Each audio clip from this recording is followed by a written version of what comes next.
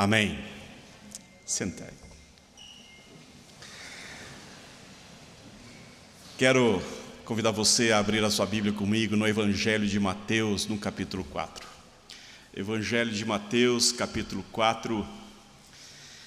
Eu quero nessa manhã sair um pouco daquilo que eu estou conversando com a igreja no início do ano, desde o início do ano, falando sobre a doutrina da providência. E eu não sei porquê eu estou obedecendo aqui um forte ímpeto que veio ao meu coração para falar sobre essa temática, e eu obedeço. Vou então me conduzir nesse texto nessa manhã, e que Deus de alguma forma abençoe ao seu coração, como tem abençoado ao meu, lendo esse texto. Eu quero falar nessa manhã para você sobre o deserto na vida cristã. Mateus capítulo 4, os versículos de 1 a 11. Mateus capítulo 4, os versículos de 1 a 11. Você pode aproveitar também a projeção desse texto e me acompanhar na leitura. Veja o que está escrito nesse texto. A seguir, foi Jesus levado pelo Espírito ao deserto para ser tentado pelo diabo. E depois de jejuar 40 dias e 40 noites, teve fome. Então o tentador, aproximando-se, lhe disse: se és filho de Deus, manda que essas pedras se transformem em pães. Jesus, porém, respondeu: está escrito, não só de pão viverá o homem, mas de toda palavra que procede da boca de Deus. Então o diabo levou a cidade santa, colocou-o sobre o pináculo do templo e lhe disse: se és filho de Deus, atira-te abaixo, porque está escrito, aos seus anjos ordenará a teu respeito para que te guardem, e eles te susterão nas suas mãos, para não tropeçares em alguma pedra. Respondeu-lhe Jesus: também está escrito, não tentarás o Senhor teu Deus. Levou ainda o diabo a um monte muito alto, mostrou-lhe todos os reinos do mundo e a glória deles. E lhe disse: tudo isso te darei, se prostrado me adorares. Então Jesus lhe ordenou: retira-te, Satanás, porque está escrito, ao Senhor teu Deus adorarás, e só a Ele darás culto. Com isto, o deixou o diabo, e eis que vieram anjos e o serviram.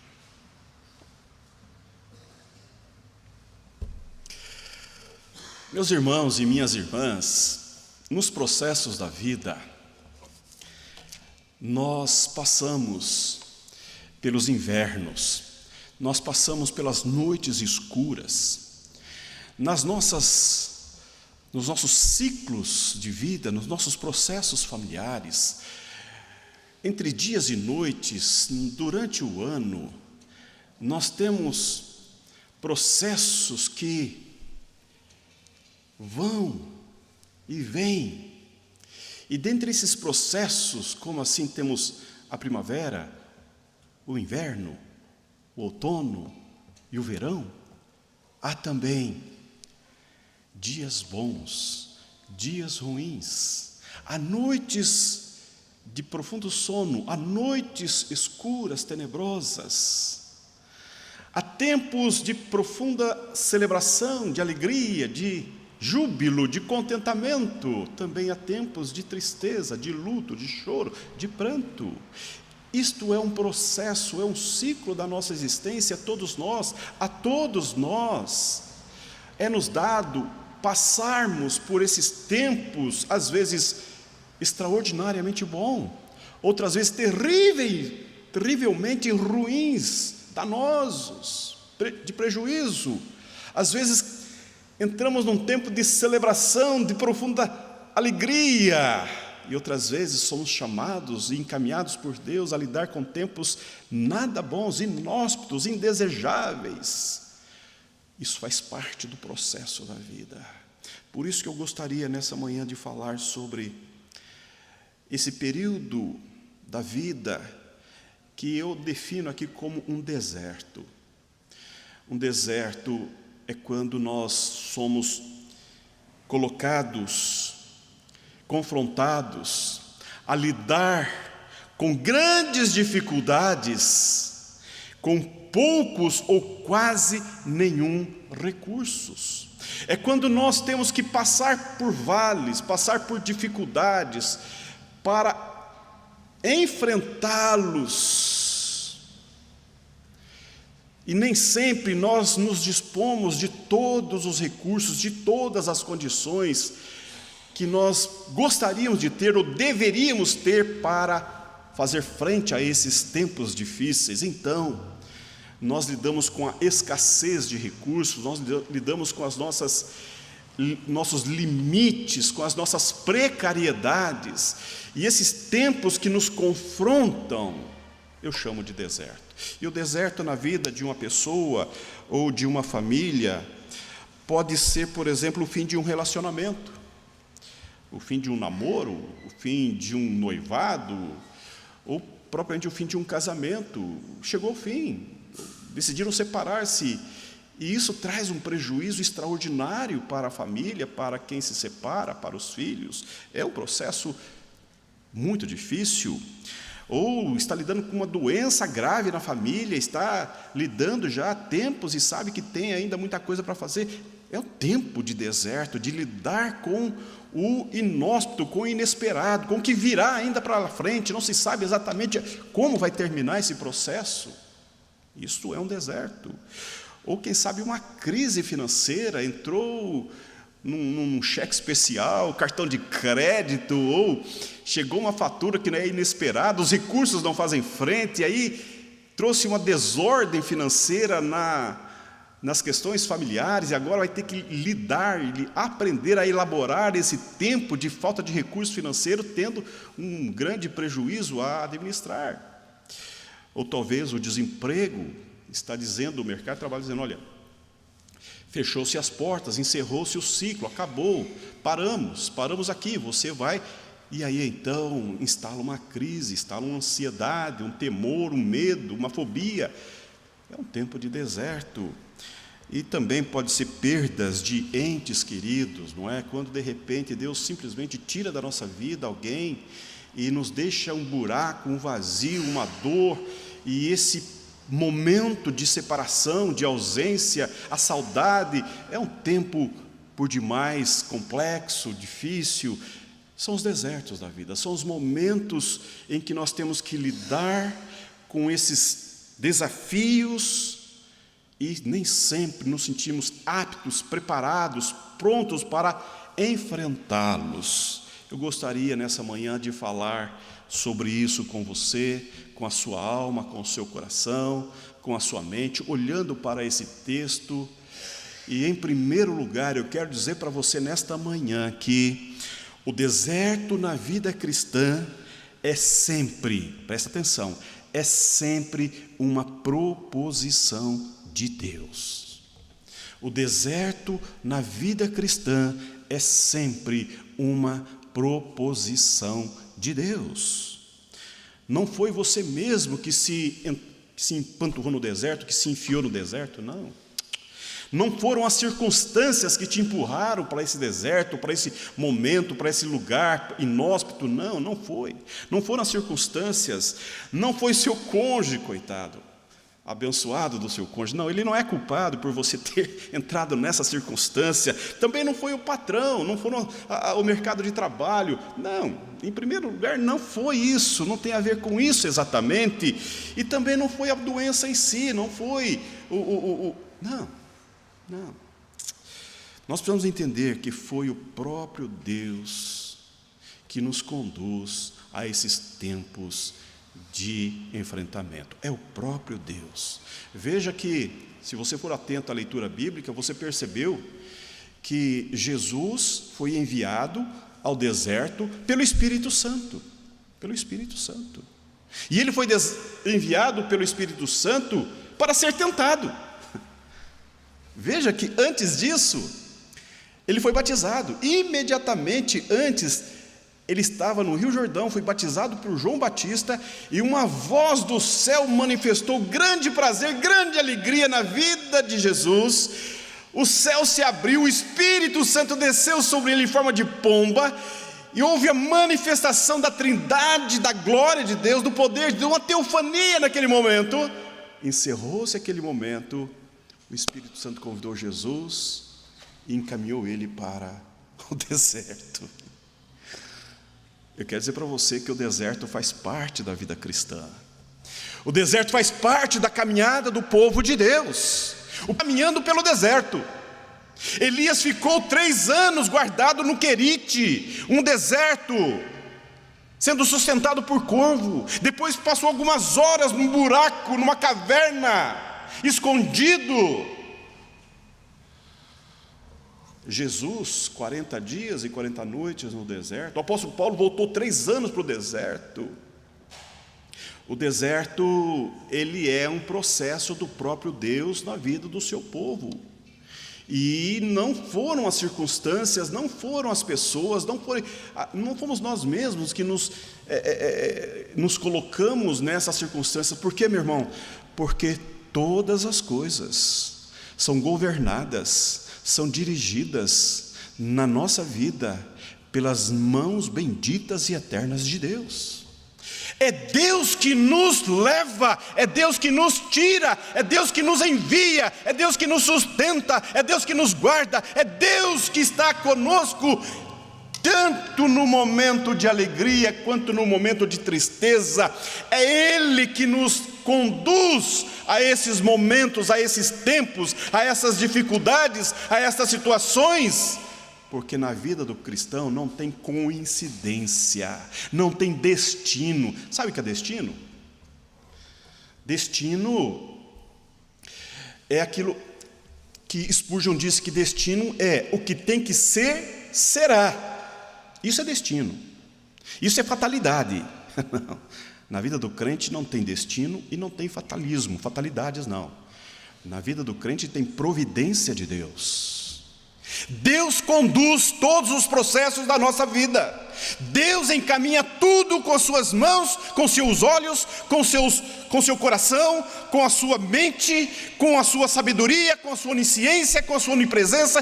Tudo Ele conduz, e porque Ele conduz, Ele também nos conduz para tempos difíceis. E nesses tempos difíceis, há propósitos eternos, há desígnios eternos de Deus também para esses tempos que, embora sejam indesejáveis, complicados, inóspitos, são preparados pelo próprio Deus para que caminhemos por Ele.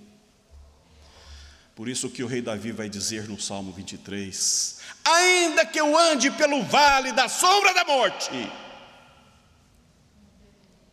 tu estarás comigo. Então, é preciso deixar isso claro para o seu coração nessa manhã. Olha para mim, eu quero dizer isso claramente para você. Não fique achando que, é destino, eu pequei, eu errei. Claro, essas coisas todas colaboram, mas em última análise, você foi porque Deus colocou você nesta condição. Fica muito mais fácil você administrar isso no seu coração, na sua mente, na sua alma, e você olhar a partir de Deus. Porque quando nós começamos a desviar o olhar de Deus, quando as coisas estão ruins e indo a pior, eu quero dizer para você que é o fim, é o seu fim. Não é sábio você ficar procurando culpados. Quem é culpado? O que aconteceu? O que eu fiz? O que eu não fiz? O que eu deixei de fazer? Pare com esses questionamentos que são formulações próprias de quem não crê, de quem não confia, de quem não espera, de quem não tem a paciência de caminhar em Deus. É muito mais seguro e sábio ao seu coração, à sua mente, à sua alma, dizer a si mesmo: Deus está me propondo esse pedaço e eu vou caminhar esse pedaço porque Deus está me propondo. Isto facilita a caminhada sua no deserto, porque do contrário, o sofrimento pode ser muito pior, bem pior, até você aprender a lidar com ele próprio, olhando para Deus. Então eu quero dizer para você nessa manhã, preste atenção, não foram as circunstâncias, não foi a doença, não foi olha, foi Deus. O Espírito Santo de Deus habita em nós e Ele age em nós pela vontade soberana, eterna e gloriosa de Deus. Em segundo lugar, o deserto na vida cristã tem propósitos maiores do que o próprio sofrimento. O deserto na vida cristã tem propósitos maiores do que o próprio sofrimento. Deus não está mirando você e querendo criar dificuldades para você, pelo contrário. Deus não está com seus olhos fitos em você e pensando o que Ele pode fazer para a sua vida ficar ruim, pelo contrário. Pare com isso. O nosso Deus é cheio de amor, o nosso Deus é poderoso, o nosso Deus é amoroso, o nosso Deus está acima das circunstâncias, o nosso Deus tem propósitos eternos para com o seu povo, e os propósitos de Deus às vezes são inescrutáveis, são incompreensíveis, às vezes nós não entendemos, nós não compreendemos, mas isto não significa de que Deus está querendo nos colocar em sofrimento, pelo contrário. Pelo contrário, muitas vezes o deserto é livramento para a nossa vida. Bendito é aquele que compreende isto. Reverendo Hernandes tem uma palavra que eu gosto bastante de ouvi-la. Ele diz que Deus não desperdiça sofrimento na vida do crente. Deus não desperdiça, Deus não permite sofrimento pelo próprio sofrimento, não. Ele usa esse sofrimento, Ele apropria-se desse sofrimento para fazer algo maior, bem maior, um bem bem maior do que própria dor, o próprio sofrimento. As circunstâncias passam, mas o aprendizado fica. Jesus foi levado pelo Espírito Santo para o deserto para ser tentado. Tiago vai dizer que bem-aventurados sois quando passardes pela provação. Ele está dizendo, você deve considerar feliz, você deve se considerar como Deus está dizendo, você é abençoado. Por quê? Porque a provação tem por finalidade depurar, tirar, extirpar, enxugar, purificar. É como um fogo, é como um braseiro, é como um ferro quente, é como uma condição em que se coloca você em umas circunstâncias que é extremamente desconfortável, e nessa situação de desconforto, pela dor, pela angústia, pela falta de recursos, pela falta de possibilidades, você vai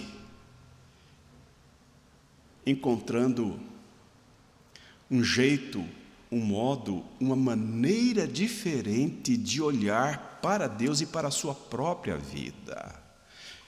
Pense às vezes sobre isso, meu irmão, que às vezes o deserto na nossa vida, ele é muito didático e extremamente importante para nós compreendermos que há coisas maiores, que há um Deus que é maior, é sustentador e governador de todas as coisas. Sabe qual é a nossa grande dificuldade como crente? É a dificuldade humana, é a dificuldade do pecador. O ímpio, ele age por conta própria, por instinto próprio, por vontade própria. O ímpio não está nem aí com Deus. O ímpio não se importa com o que Deus pensa, com o que Deus quer fazer, com o que Deus vai fazer. Ele não se importa, ele simplesmente não se importa. Deus continua sendo Deus, mesmo que o ímpio não se importe. Deus continua sendo governador, sustentador. Deus continua sendo o próprio Deus, ainda que o ímpio viva de modo alienado de Deus. E às vezes há cristão que vive desse modo, como se Deus não interferisse. Mas quando nós passamos por esses apertos, por essas lutas, por esses enfrentamentos, nós somos quebrados, nós somos moídos, nós somos triturados, nós somos provados. E diante da escassez de recursos, diante dos nossos limites emocionais, dos nossos limites espirituais, diante dos nossos limites físicos, nós então nos rendemos e nós nos quebramos e nós dizemos: Deus, é isto, é isto. Quero dizer para você nesta manhã que não há prazer na mão de Deus, não há prazer na mente de Deus, no coração de Deus em ver o sofrimento humano, não há prazer. Não há prazer, mas o que há é uma manifestação do poder amoroso de Deus enquanto enfrentamos tempos inóspitos. Deixa eu me falar uma coisa para você. Conheci uma mulher, mãe de muitos filhos, e um dos seus filhos, ela estava fora de casa, e um dos seus filhos envolveu-se em um acidente com uma espingarda. E vizinhos acolheram esse menino e o levaram para o hospital. E fizeram contato com a mãe. E a mãe então saiu da sua casa e foi direto, da casa onde ela estava, foi direto para o hospital naquela tarde. Era uma quarta-feira. E quando ela chegou naquele hospital, ela não pôde ver de imediatamente o seu filho, porque ele estava em procedimento. E então depois os médicos deixaram a mãe entrar, mas encontrou seu filho já sem vida. E ela chorou bastante, E ali de joelhos ela fez uma oração, entregando esse filho a Deus, e dizendo: Deus, esse filho agora é teu, o Senhor me deu. O Senhor me permitiu ser mãe, eu cuidei, eu fiz o meu melhor, e agora o Senhor recolheu para si. Me dá força, me dá ânimo, me dá sabedoria, porque ainda tenho um monte de filhos que precisam de mim. Me ajuda a cuidar dos outros que ficaram. E ela partiu para casa. Essa mulher conseguiu, na sua dor, na sua tragédia, na sua dificuldade, na sua perda, acolher todos os seus filhos.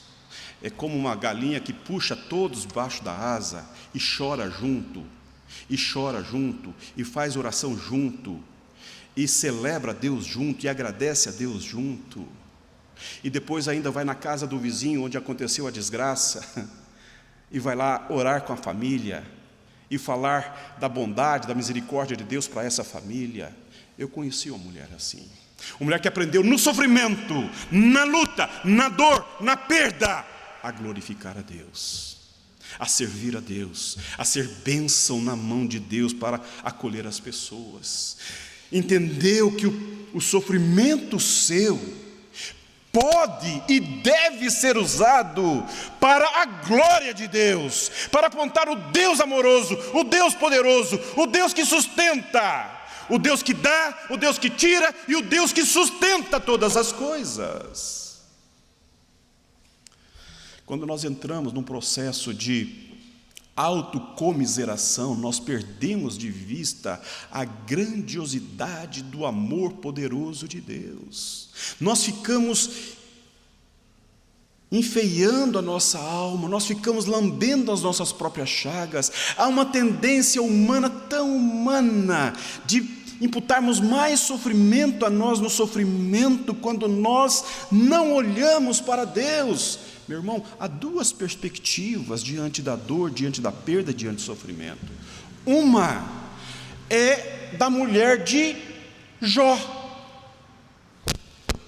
Amaldiçoa esse teu Deus e morre. Vamos dizer, é até razoável o que ele está dizendo. Olha, esse Deus não funciona, esse Deus não abençoa, esse Deus permitiu esse estado de coisas na nossa família, e agora essa doença, desse jeito. E a segunda perspectiva é a de Jó. mulher, falas como qualquer doida. O Senhor deu, o Senhor tomou. Bendito seja o nome do Senhor.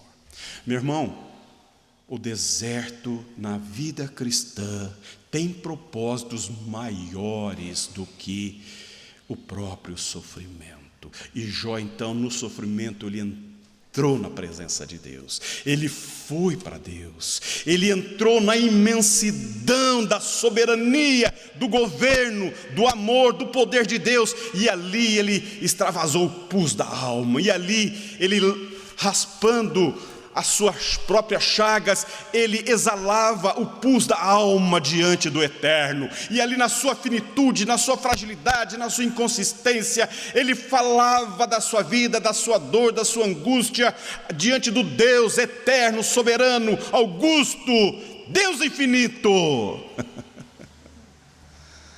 E ele então exalou toda a sua dor.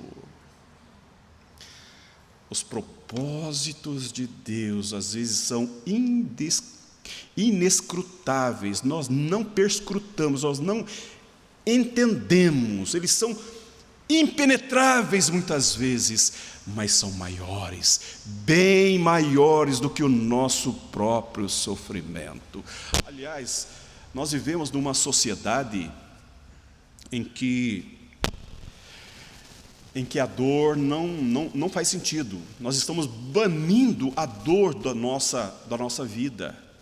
Essa onda de hedonismo, voltada a um pragmatismo, essa coisa do o que funciona é bom e o que não funciona não é bom, essa máquina de moer gente, de acabar com gente, de despersonalizar as pessoas, de coisificar o ser humano, de desclassificar aqueles que funcionam e aqueles que não funcionam. Essa cultura demoníaca, perversa, não consegue de fato compreender que há beleza na dor humana, que há propósitos no sofrimento humano, de que faz parte da vida a dor, e lidar com a dor a partir de Deus é uma bênção, é uma bênção. E por isso eu quero dizer isso para você nesta manhã. Eu não sei, meu irmão, quando você entrou aqui, eu não sei como que você está, eu não sei quais são as dores que estão aí entaladas dentro da tua alma, das noites mal dormidas que você tem sofrido, de insônia, de angústia, de desespero, de sofrimento. Eu quero dizer para você nesta manhã, há um propósito maior na sua vida do que a própria dor. Há algo maior, Deus quer fazer disso algo maior, e Deus vai fazer na tua vida algo maior, porque Deus é Deus. Deixa eu falar uma coisa para você que, me preparando para o sermão sobre a providência de Deus, estava lendo um texto sobre Martinho Lutero. Quando Martinho Lutero estava falando sobre a soberania de Deus, o governo de Deus, e sobre a providência de Deus, falando de todas as virtudes e qualidades da pessoa de Deus, ele foi interpelado, ele foi confrontado por outros teólogos, dizendo para ele: Lutero, deixa Deus ser amoroso, Deus é amor. Aí Lutero vai responder da seguinte forma: deixe Deus ser Deus. Por que vocês querem diminuir Deus? A nossa cultura não conhece Deus, não compreende e não tem nem interesse em compreender Deus. E a Bíblia é uma revelação extraordinária dessa pessoa gloriosa do ser de Deus. E Jó vai dizer para nós, no sofrimento o Senhor a deu, o Senhor elevou, bendito seja o nome do Senhor. E nessa caminhada ele mergulhou na imensidão de Deus, e ao final da sua vida ele vai dizer: antes eu te conhecia só de ouvir falar, mas agora os meus olhos te veem. Há um propósito eterno maior do que a dor humana. Eu quero dizer para você, meu irmão, diante da dor, aquiete-se, aquiete-se. Não fique debatendo, não fique discutindo, não fique ouvindo bobagens, não fique se expondo, colocando coisas bobagens na internet, expurgando, falando. Para. No livro de Lamentações, o profeta Ezequiel vai dizer: bom é aguardar do Senhor a salvação, e isto em silêncio. Em silêncio.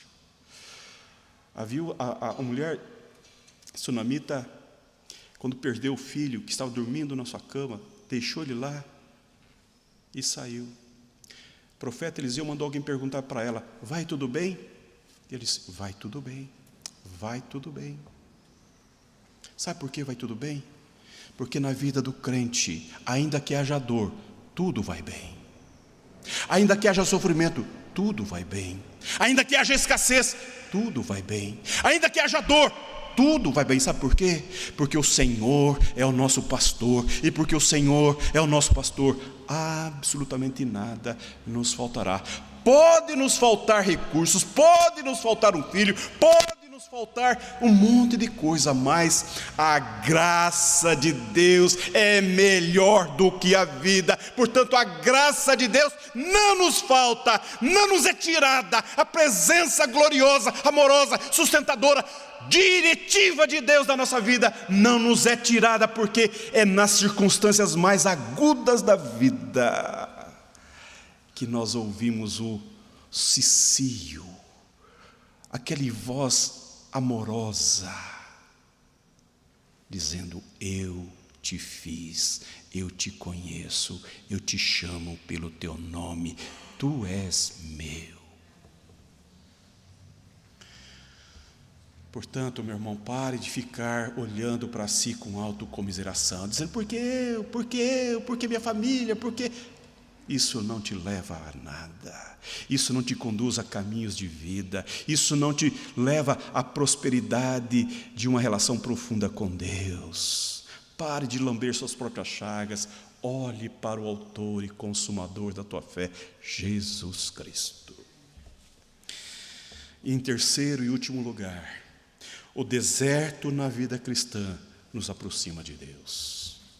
O deserto na vida cristã nos aproxima de Deus. Pelo contrário, alguns acham que Deus me abandonou, Deus se esqueceu de mim, Deus não quer mais saber de mim, Deus não escuta as minhas orações, e por isso que essas coisas estão aqui, porque Deus me abandonou. Onde está Deus? E as pessoas vêm perguntar para você, aqueles amigos de Jó: quem sabe, Deus está furioso com você, você fez isso, você fez aquilo. Sabe, esse monte de bobagens que hoje as pessoas têm um prazer horroroso de dizer para você quando as coisas já estão ruins, elas fazem se tornar pior com aquilo que elas falam, com a intervenção delas. Porque não tem gente ruim para dar. Gente, fala sério. A gente às vezes empresta ouvido para ouvir tantas bobagens, não é verdade? As coisas já não estão fáceis para nós, e ainda vem gente falar coisas horrorosas quando as coisas já estão ruins. Que coisa horrorosa. Sou enviado do diabo para ainda imputar prejuízo a nós. Não dê ouvidos a essas coisas. Preste atenção. Nós cantamos uma canção linda sobre o Espírito de Deus, e quando eu estava ouvindo essa canção, falei: Deus, obrigado por essa canção, que tem tudo a ver com o que o Senhor colocou no meu coração nesta manhã. Há um doce Espírito aqui, e eu sei que é o Espírito de Deus. Cantamos isso? Na dor, na angústia, no sofrimento, o Espírito Santo está conosco sempre, e sempre, e sempre. Eu posso escutar, eu posso experimentar, eu posso sentir, eu posso vivenciar historicamente essa presença espiritual de Deus no sofrimento. O apóstolo Paulo vai dizer em Romanos 8, 26: porque semelhantemente o Espírito nos assiste em nossa fraqueza, porque não sabemos orar como convém, mas o mesmo Espírito intercede por nós sobremaneira, com gemidos inexprimíveis. É isso que eu quero dizer para você. O deserto na vida cristã nos aproxima de Deus. Deus tem os seus caminhos, Deus tem a sua mente, os seus pensamentos, Deus tem o seu encaminhar soberano, eterno, bendito na nossa vida. E neste caminhar de Deus conosco também estão propostos os desertos, os dias maus, as noites inóspitas, as angústias, as dores, os sofrimentos, também fazem parte da jornada com Deus. Não escapa de Deus, Deus não vira as costas e nós caímos no abismo, não!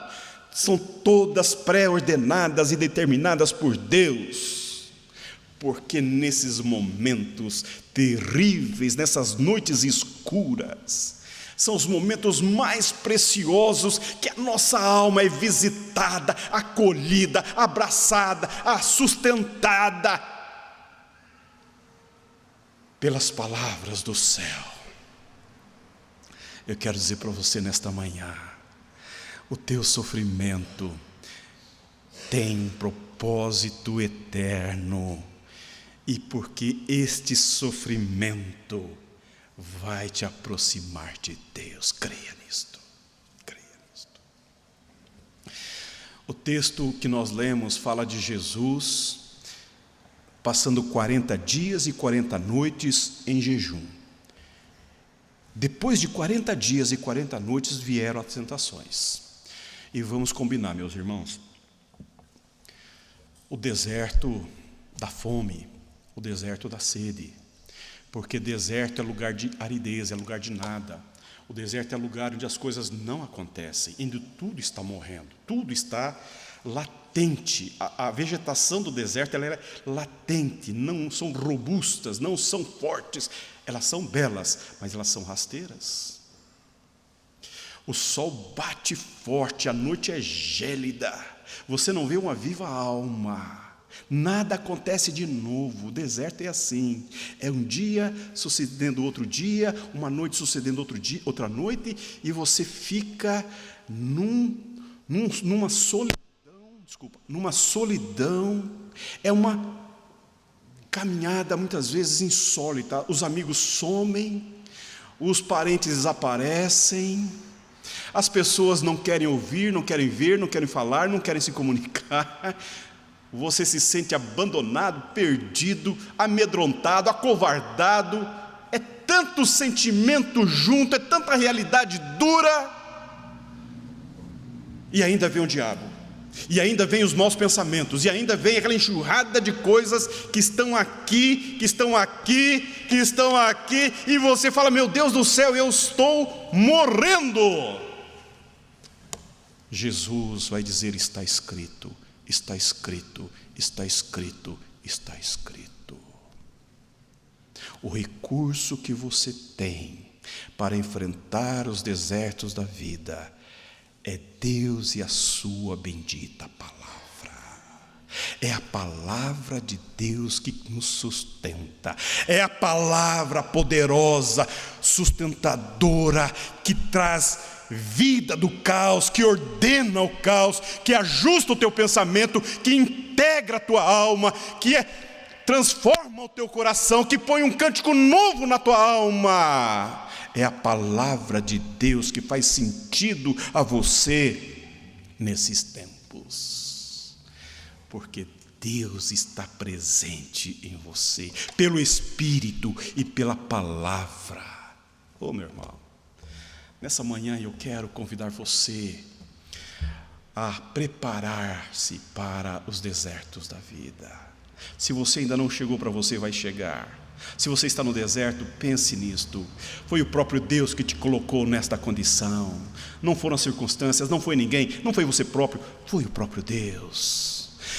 O deserto tem motivações maiores. Deus quer fazer algo novo, Deus quer mover a sua vida, Deus quer chamar você para algo novo, para algo diferente. Olha, preste atenção, fique atento, fique esperto, não perca a oportunidade, não fique lambendo as próprias chagas.